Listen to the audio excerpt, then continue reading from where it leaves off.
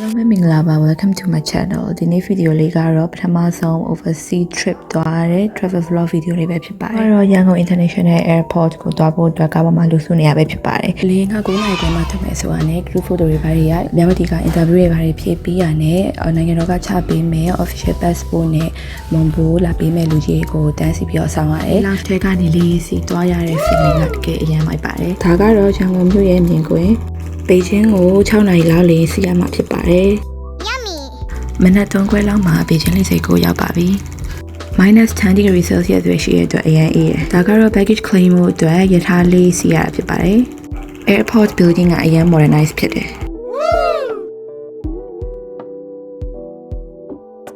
hotel ကိုသွားရမယ်နေတာအချိန်မရှိရနဲ့သွားလိုက်ရပါဘူး။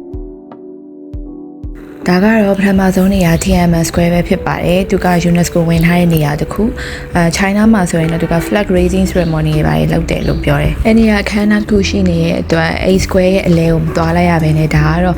Southern End ဘက်ကိုပဲသွားလိုက်ရတယ်။ဒီလမ်းကတော့ Dashilan Street ။အဲ့လမ်းမှာကသူကတရုတ်ရိုးရာ snacks တွေနဲ့အဲ့ပစ္စည်းတွေရောင်းတယ်။နောက်ပြီးတော့ဘာယူဆယ်ရွံဆိုတဲ့ဆိုင်လေးရှိတယ်။အဲ့ဆိုင်ကိုတော့ skip လုပ်သွားပဲနဲ့ကိုလိုချင်တာတွေအကုန်အမှပဲဝယ်ခဲ့ကြပါလို့သူကလုံးဝတရုတ်မှာ cheapest အဖြစ်ဆုံးဒါကတော့နောက်တစ်နေရာ Tiananmen Square ဖြစ်ပါတယ် Temple of Heaven လို့လည်းခေါ်တယ်ဒါကတော့ Temple of Heaven ရဲ့အပြင်က garden ပဲဖြစ်ပါတယ်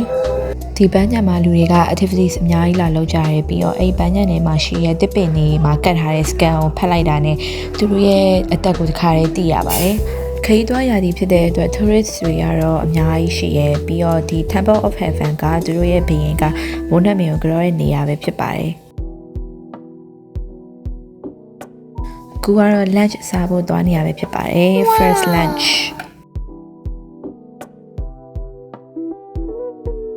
ဒါကတော့ Lingguan Temple ကိုသွားနေရပဲဖြစ်ပါတယ် Lingguan Temple မှာကဆွေတော်သွားဖို့မှာဆိုတော့ထမိန်လဲရတယ်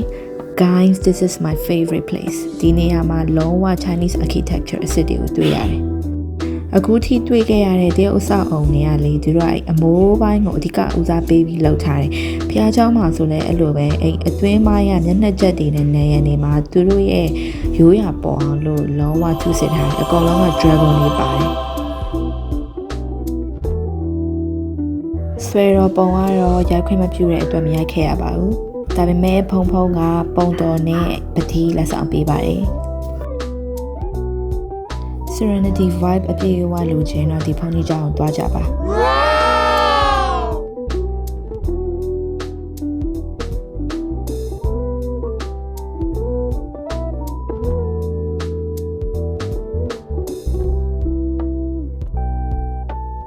ဒါကတော့ temple ထဲမှာရှိတဲ့ museum အသေးလေးပေါ့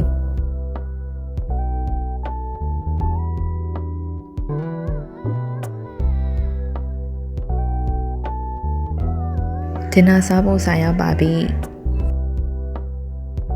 အရန် luxury ဖြစ်တဲ့ restaurant တစ်ခုပါ VIP vibe အပြည့်အဝရပါတယ်တရားမင်း hotel ကဘေကျင်းမြို့အပြင်မှာပါ Hotel Vienna လို့ခေါ်ပါတယ်ဒီ hotel ကတော့ romantic vibe ရတယ်ဘေကျင်းမှာလေ everything is automatic ညရောက်လာရင်တော့တော်တော်အေးပါတယ် part 1 ကတော့ဒီလောက်ပါပဲ everyone good night